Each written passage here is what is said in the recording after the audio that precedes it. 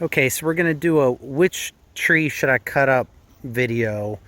This is the one that fell over top the wellhead about a week or so ago. I'll post a little video up in the corner of this tree coming down as viewed from the surveillance camera.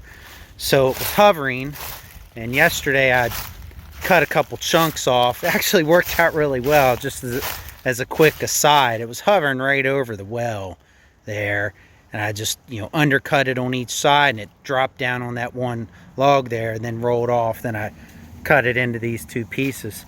But for as rotted, as and soft as it looks on the outside, man, that's actually really, it's solid. That is a solid tree. And in the process of splitting it up and all, a lot of this muck would come off, and the bark and stuff. And you'd end up with, I think, some pretty damn good oak. So this might be a candidate, but a couple problems here, and it's maybe hard to tell. I'm downhill, so here, this is like level. So I'd have to schlep that stuff up the hill, and I'm not really looking forward to that. But this is a possibility. So then there's another one that just came down about a week before that over here, but that one's it's not this one. It's the one coming down here. That one's in a little worse shape. I'll get a little closer to that.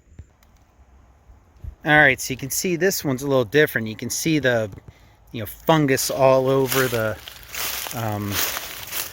bark, and you see it broke off about 10-12 feet up in the air there.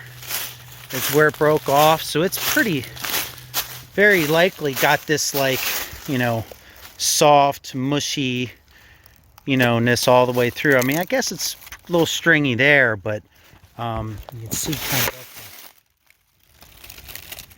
I don't know. There might be some meat on that one. But again, I'd have to schlep it pretty far up through the woods and uphill. And I don't really have the equipment to do that. So let's look at the other options. All right, so now we're into the trees that would fall into the yard. So I've got this double here and then this one. They're both oaks. And I don't think they're gonna come back next year. I think this one has about had it, and that one's right behind it. This one might have a year or so left on it. The order, I'd have to cut this off here and then take this down, because the top of this is going to get hung up in that one.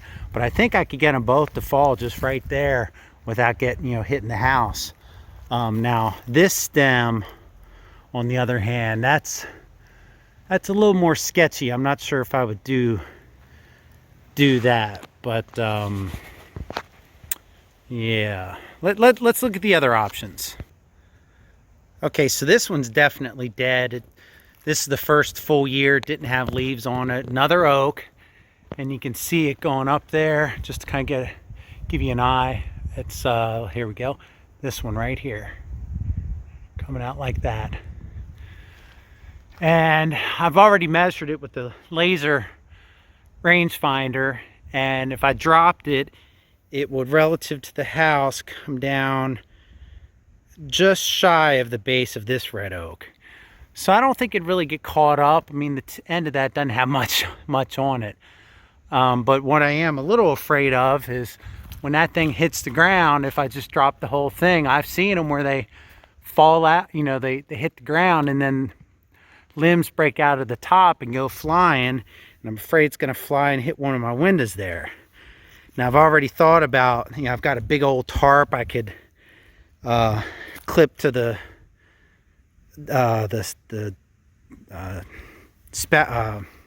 gutter and just kind of let it hang down, and then if a limb flew up, it would hit, and the tarp would dampen it from hitting the windows, or at least the top bay window. The bottom ones I could just put a piece of plywood in front of those before I cut it. But that's an option. It's good wood, and they're smaller logs. That's the one thing I like. These trees that are smaller, these oaks that are a little smaller in diameter, they're just easier to manage. you know, just overall.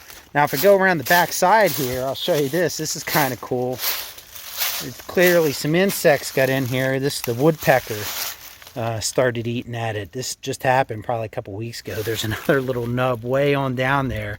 I don't know if I can zoom in. You can see it right. Where's my finger? Ah, there it is. Right there. He pecked that damn thing right in half. It's about 10 feet tall. Now it's only about 4. So the woodpecker did that a couple weeks ago.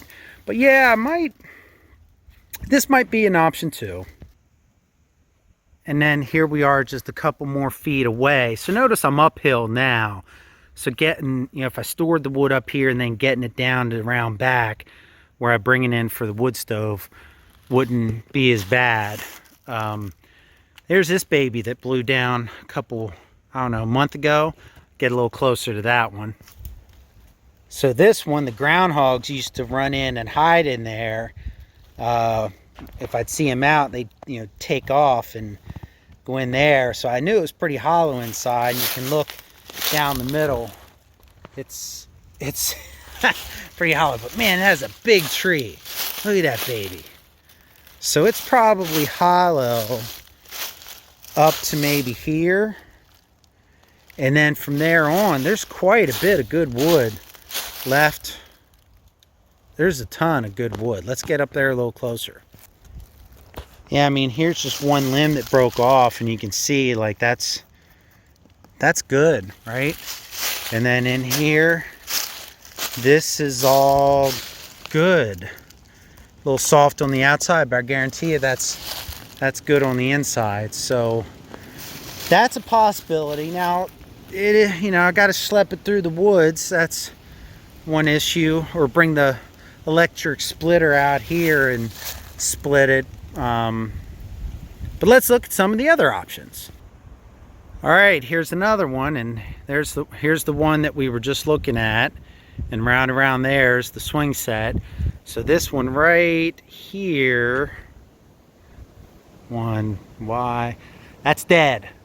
Now fortunately it's leaning that way, so it's not gonna come back and hit anything. But man, there's a lot of wood in that. A lot of wood in that baby. So again, downside, of course, I cut it, it's gonna fall into the park, and it's just gonna be a bear to get the wood up out of there, because it's a slight incline. And I'm being picky because I can, right? I mean, I've got the trees everywhere, so I'm gonna, pick what's easiest. All right, so here's the one that I was just looking at, and then this one's already on the ground right here. I've cut a little bit off the tip of it, but that's just another one where it's just massive, and I'm probably not going to cut on that one. There was an oak in here, and you can see I got all of that except this was the the tough piece, and I let that go. So that stump was right there. And then here's this poplar, which I got all of the wood from there to here is what is in this area. Well, it was up to here. What in this area there? Well, wait, let's see. From here to the left is poplar. From here to the right is oak. And then actually, I think one of the back rows there is oak. So, I could start wailing away on this poplar. These pieces start getting quite a bit smaller as it goes up in there. But, poplar, that's a lot of work. Oh, that's not the woodpecker, by the way. That's my son with the axe. Or the hatchet. Anyway, the poplar's, a lot of work for not a lot of BTUs. So I probably won't be doing much with this one. All right, so then we get into these pieces. So I got, well, there's the stack. Most of these two trees, there's a stump. Let's back up here. There's a stump there. There's a stump there, both oaks. And I got most of them, but we've got like a Y and some pieces back there. That was a little soft up the center, so I didn't touch it. And then this one, it's hard to see. So this one laid on the ground for a couple of years. And it's interesting to see it because, so the first tree I showed you was standing until a couple weeks ago. Deader than could dead as a doornail, but standing. This one was on the ground for 2 years. Still has a bark and everything on it, but look how it starts to get the mush on the outer rim here. So that stuff's not as good, you know, for burning. In fact, I cleaved this off, so that pile there is just the center part, which of course further down the tree there wasn't this much, but I kind of got to this point and it started getting pretty wide. I said, yeah, I don't think I'm going to do much more there.